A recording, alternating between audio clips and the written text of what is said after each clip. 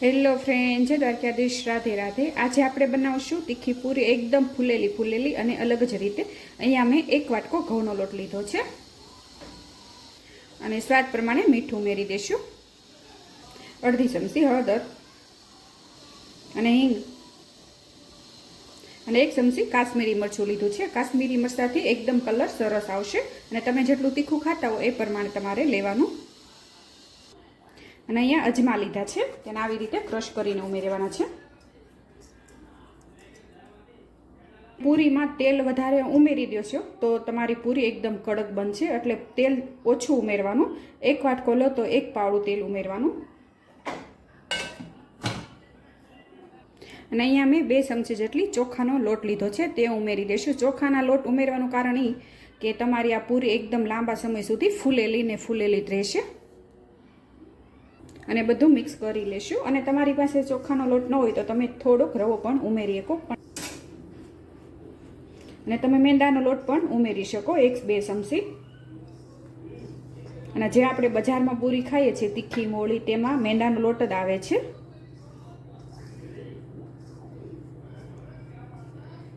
હવે થોડું પાણી ઉમેરતા જઈશું અને લોટ આપણે બાંધી લેશું।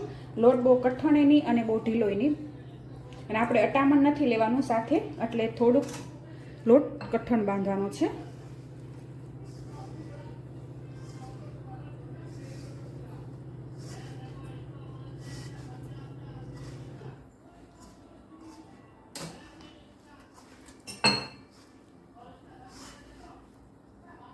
અને મારી ચેનલમાં મેં પૂરીના વિડીયો ઘણા આપેલા છે, પહેલાં તે ફરાળી પૂરી, તીખી પૂરી, મોળી પૂરી, પણ આ પૂરી એક અલગ રીતે બનાવું છું।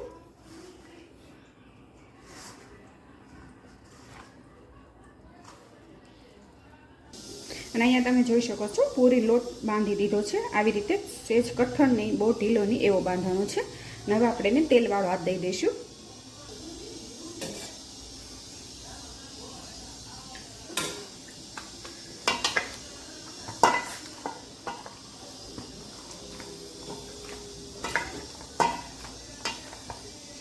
અને હવે લોવા વાળી લઈશું। તમારે જેવડી સાઈઝ કરવી હોય એ પ્રમાણે તમારે લોવા વાળી લેવાના। આવી રીતે બધા લોવા આપણે તૈયાર કરી લેવાના છે।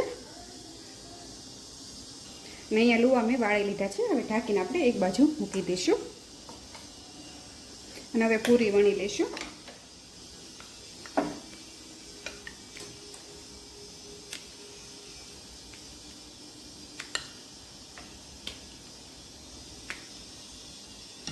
જો તમે સરસ વણાય છે, આવી રીતે થોડીક આપણે જાડી રાખવાની છે।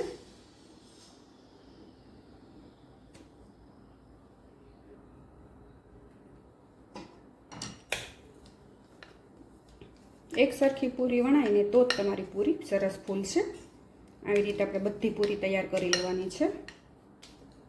અહીંયા મેં બધી પૂરી વણીને રેડી કરી લીધી છે, હવે એને તળી લઈશું। અને અહીંયા મેં તેલ ગરમ કરવા મૂકી દીધું છે અને તેલ પણ આવી ગયું છે। હવે આપણે એમાં પૂરી ઉમેરી દઈશું।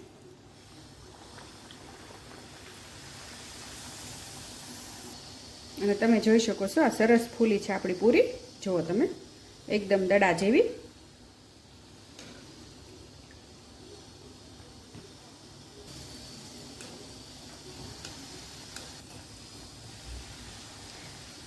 ચોખાનો લોટ ઉમેરીને તમે એકવાર બનાવજો પૂરી, બહુ સરસ બનશે। અને ચોખાનો લોટ ન હોય તો તમે મેંદાનો પણ લઈ શકો, અને લાંબા સમય સુધી ફૂલેલી જ રહેશે।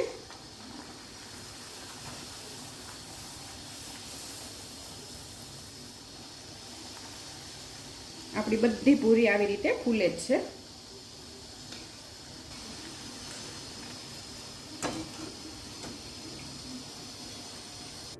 અને અહીંયા તમે જોઈ શકો છો મેં પૂરી બધી તળીને રેડી કરી લીધી છે, એકદમ ફૂલીને દડા જેવી બની છે અને તેલે પણ નથી, તમે જોઈ શકો છો, જુઓ એકદમ કૂણી પૂરી છે। અને આવી રીતે તમે પણ એકવાર બનાવી મને કોમેન્ટ કરી જણાવજો કે કેવી બની એમ। મારી આ રેસીપી તમને ગમી હોય તો લાઈક કરજો, શેર કરજો અને સબસ્ક્રાઈબ કરજો। હું ફરીથી મળીશ એક નવી જ રેસીપી સાથે। ત્યાં સુધી જય દ્વારકાધીશ.